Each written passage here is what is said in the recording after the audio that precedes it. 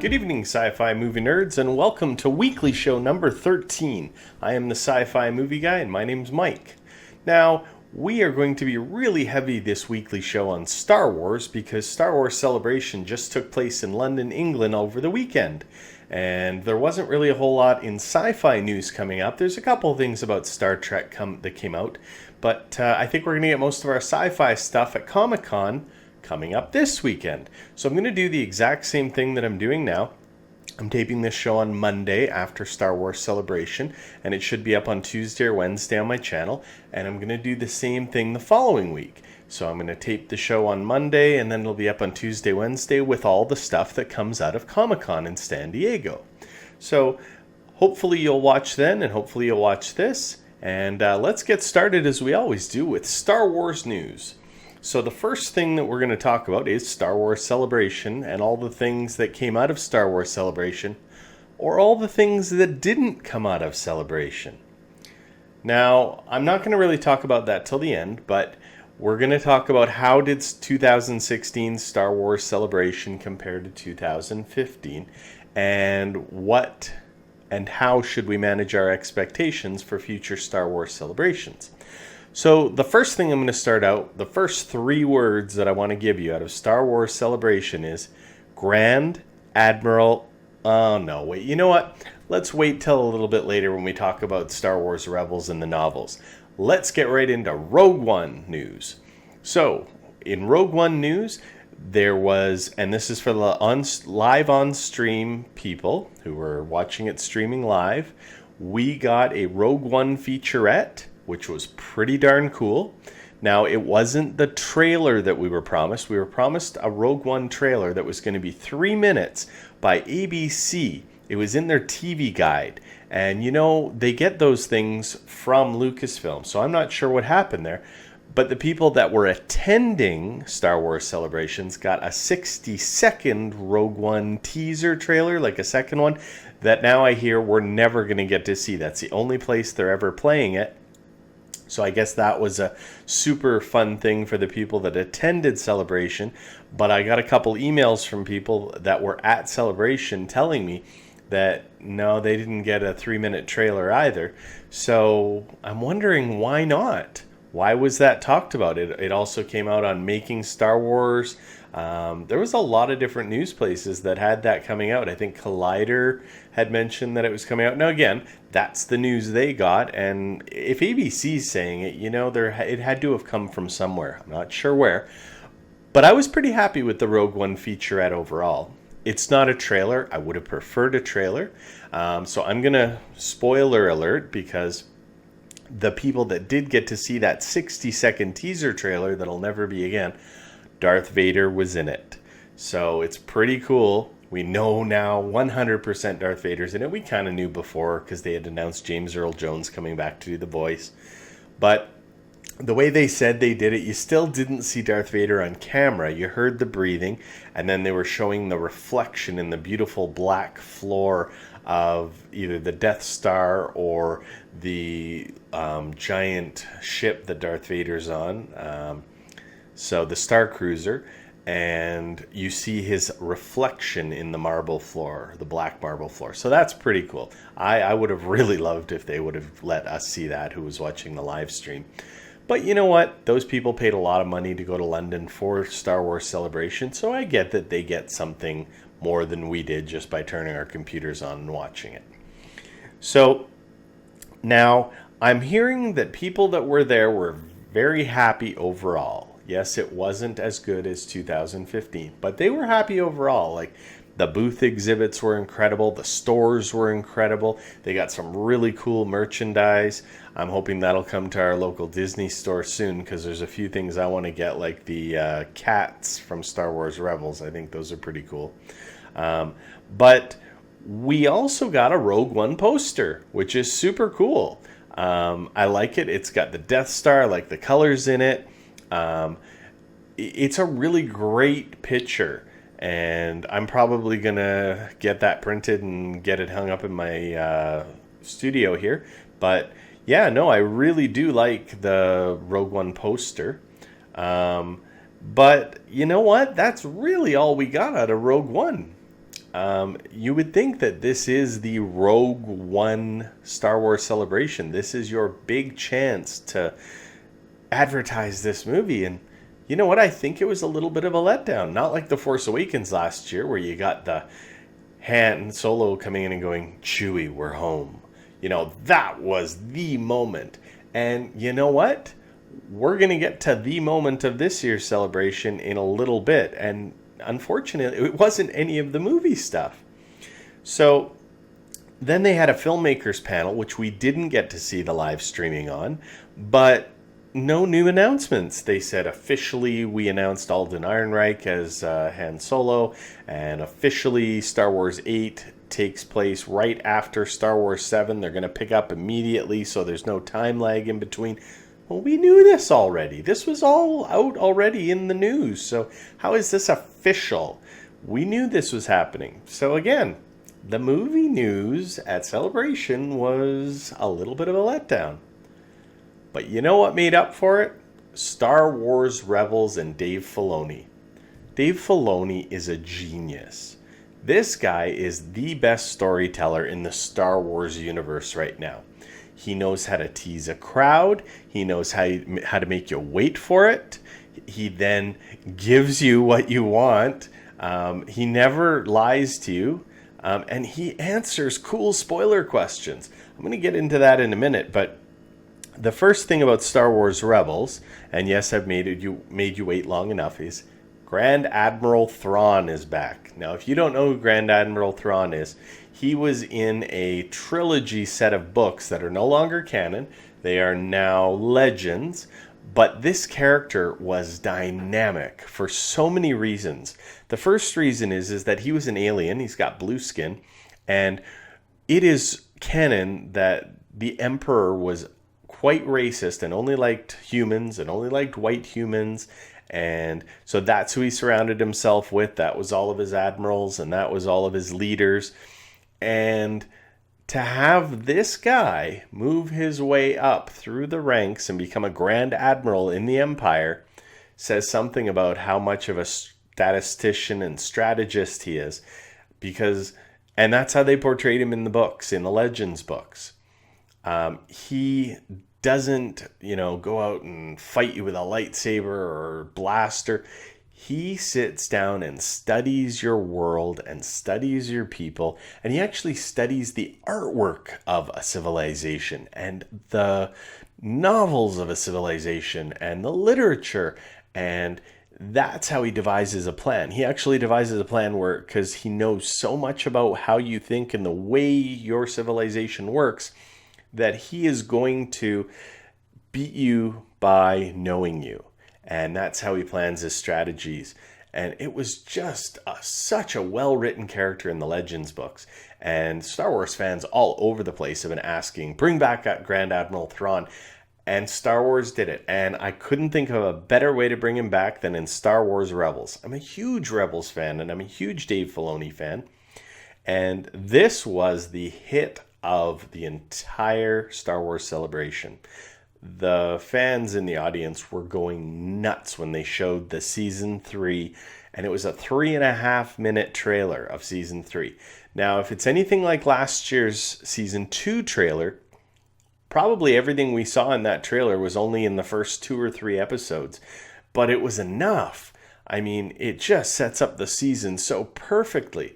And so I hope we get Thrawn right in the first episode of season 3, and you know what? You don't need him in every episode. Just like Darth Vader wasn't in every episode in season 2. They used him sparingly so that when he was there, it was a giant reveal and an amazing high in the show. So I hope they use Thrawn the same way. Because you don't want to overuse a character like that, because then they lose their mystique and their mystery. So let's hope they use Thrawn in the right way, which I know Dave Filoni will. I don't even have to say that because Dave Filoni is such a good storyteller. Now, Filoni gave away a few little spoilers. And Dave Filoni does this on purpose. He says nothing that he doesn't mean to say. So he meant for us to know this. But he hinted around the fate of Ahsoka in Star Wars Rebels. So first, he was asked a question by a fan where, is Ahsoka still alive? And he answered, Ahsoka will most likely be back in Rebels. Now, he didn't answer, yes, she's still alive, but he said most likely be back in Rebels. Then later on, he even went on to say, you know what? Maybe she'll come back in a flashback, maybe something else, but I doubt it in a flashback. So, okay, so now we've got Force Ghost or she's still alive. Well, then later on, they asked him about could she come back as a Force Ghost? Again, I love the people that were there. They were really hammering Filoni, but they know he tells you something. So then he says, well, here's the thing. Ahsoka wasn't a Jedi. And you need to study how to allow your consciousness to live on after the death of the body and become a Force ghost. So, no, I don't think she knew how to do that. Okay, that's great. So she didn't know how to do that, so she can't come back as a Force ghost. He doesn't think they're going to do it in a flashback, so I'm guessing Ahsoka's still alive. I'm guessing though also we probably won't see Ahsoka till near the end of season 3, which again I'm so cool with. I love that character. I love Ashley Eckstein, I think is the name of the girl who voices her. I might have that wrong, so sorry about that if I do. That might be one of the girls at Collider, but it's just amazing, the Ahsoka character. And again, Dave Filoni does not disappoint with this season 3 trailer. You have to go on and watch it if you haven't already, but if you're watching my show, I'm guaranteeing you've probably watched it 3 or 4 times. The other cool thing about Rebels, Ezra's new haircut, it's not the spiky skateboarder look anymore. It's a very trimmed, almost like Anakin was in the Clone Wars, where it's very trimmed down, it's very neat. So I think he's starting to figure out his Jedi stuff. Also, they're teasing in that season 3 trailer that Ezra's really playing with the dark side now a little bit and testing the waters, and he's got the dark side, the Sith holocron. And the Sith holocron, he's playing with it, and they're showing later on him and Maul together. So Maul still thinks that Ezra's going to be his apprentice. Now, I'm not sure what Maul's plans are, but again, that's the cool thing, is we don't know where that storyline's going to go. Then you see later on Ezra sitting in a circle with a couple of other people. I think it was Maul and someone else. And then there's a big creature that they don't show very much of, but he says, I sit between the light side and the dark side, and I am able to use both. And so maybe they're teasing that he's going to show Ezra how to do that. But, you know, the dark side is always tempting, so maybe it's not really going to do that, and they're going to pull Ezra to the dark side. I don't know for sure. My guess is that Ezra will go to the dark side eventually, but we don't know. Because Filoni, that's the way he's taking us, so that we think he will. So maybe something else completely different is going to happen. I also like Kanan's new helmet in the trailer. And what I'm getting from it is that it is a modified version of the one that he had in the season 3 finale that he puts on, or season 2 finale that he puts on. And then maybe Sabine paints it up and fixes it a little bit. Not sure how that'll come to play. But Kanan is blind in this episode. But then later on in the trailer, you see he takes it off and he's got green glowing eyes. So maybe something with the Force and his sight is happening with that. To be continued. So that is what happened with Rebels. And then the books, they tell us we're getting a new Thrawn book. So Grand Admiral Thrawn book by the same writer that wrote the original trilogy of Grand Admiral Thrawn. So I would highly recommend going and back reading the Legends books, because they are really good, although they're not canon. So anything that happened in there is not canon. And these books actually took place right after Return of the Jedi. So it's very far into the future. We're talking 7-8 years from Rogue One. And Rebels happens 5 years before Rogue One. So we're talking 12, 14, 15 years from Rebels to Return of the Jedi. So who knows what part they're going to put it in. But we don't know how long Grand Admiral Thrawn's race lives either. So maybe they live 250, 300 years. We might even get them in episode 8 or episode 9, depending on how they write him. That's why I'm really excited to read the new Thrawn book, because I'm hoping they'll say how long his race lives. And then we'll know if we can have him in another, like a real live action movie and not just on the animated series Rebels. And then they announced a third Aftermath book. So it's going to be a trilogy of books, which I'm very cool with. I liked both the Aftermath books. They're not as good as Lords of the Sith. That's probably my favorite. I'm about to sit down to read Lost Stars because I haven't read that yet, and I've heard it's amazing. But I'm just about finished Lord of the Sith. I'm about last chapter. So I'll give you kind of a little review of what I thought of Lords of the Sith when I'm done. And so yeah, that was Star Wars Celebration in a nutshell. Now, another one of the highlights of the streaming, and I think that the people at Celebration loved it too, was the Mark Hamill panel. It was like Mark Hamill said, I'm here like your family, because you are my family. Star Wars has been my family for so many years. And he was just like sitting on his couch with everyone around him, all of his family, and they were asking him questions. It was brilliantly done. I think that might have been, that and Star Wars Rebels might have been my two favorite panels from Star Wars Celebration. Now, again, I wasn't there. I was just watching it online all weekend when I had time. So maybe I'd have a different feeling if I was there. But everybody that's emailed me that was at Celebration says they give it an 8.5 or a 9 out of 10. Whereas last year, anyone that I talked to that went to the 2015 Celebration said 10 out of 10. Best thing we've ever been to. Best science fiction convention we've ever been to. Kills any Comic-Con.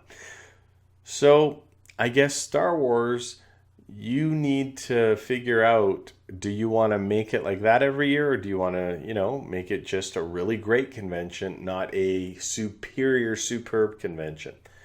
You guys know what you're doing. You've got Disney, Lucasfilm. These are two of the hottest properties and smartest properties, and they know how to promote. So I'm sure everything that you did at Celebration was very well planned and executed. We didn't get much comic book news. I think we're going to get that at Comic-Con. That would make sense. Comic-Con, comic books. So I didn't really expect much. And the things that I wanted that I didn't get, if they would have put these things in, I think you would have said 10 out of 10 for sure. We didn't find out about any new Star Wars stories like Rogue One. I call them anthology films. We didn't find out any new ones. We didn't find out about Obi-Wan. I thought maybe Ewan McGregor was going to come out and announce the Obi-Wan standalone or an Obi-Wan trilogy. No, we didn't get that. We didn't get an episode 8 title either. We got very little news about episode 8 at all. And I guess they're going to save episode 8 for the one in April in Orlando, Florida. That makes sense. But you know what? Maybe give us a title? Well, I'm not running Lucasfilm, and probably for a very good reason. And yeah, that is my review of Star Wars Celebration from my point of view, watching it online, getting emails. I watched some of the news stories. I'd really like to say that Collider did an amazing job with Perry, who was there, and Christian Harloff from Jedi Council. They did a live stream every day, and I really loved watching that. It was so great. Jedi Council always does such a great job covering Star Wars stuff. So shout out to Perry and Christian over there. Also, you can go on their site today. They did a special Monday Jedi Council because they're all going to be at Comic-Con on Thursday. So it was a great recap as well. I only got to watch a couple minutes of it at the beginning and a little bit in the middle because I was trying to watch it at work. And then as soon as I got home, I had to tape this. So I'm going to go watch the whole thing later. Now, Sci-Fi movie news is our next thing, and I don't have much for you. I said it's been a little slow in sci-fi movie news because of Comic-Con coming out, and I think we're going to get a lot of stuff there. But I do have two pieces of news about Star Trek. So the first one is that Star Trek 4 they've announced that Chris Hemsworth is coming back to play George Kirk, Captain James T. Kirk's father, who in the rebooted universe he never got to meet because Captain Kirk is born. This is in the first Star Trek in 2009, and George Kirk runs his ship into the machine and dies. Well, it sounds like the USS Enterprise is going to be going back in time, and James T. Kirk is going to run into his father, George Kirk. So I think that's pretty cool. And Chris Hemsworth is a great actor, and he played that even though he was only in the movie in 2009 for about 4 minutes. He played that character really well. I'm really excited to see him come back and reprise that role. And I think it'll just be a great on-screen chemistry to see James T. Kirk talking to his dad. Now, the second piece of Star Wars news is that Star Trek Beyond comes out this Thursday.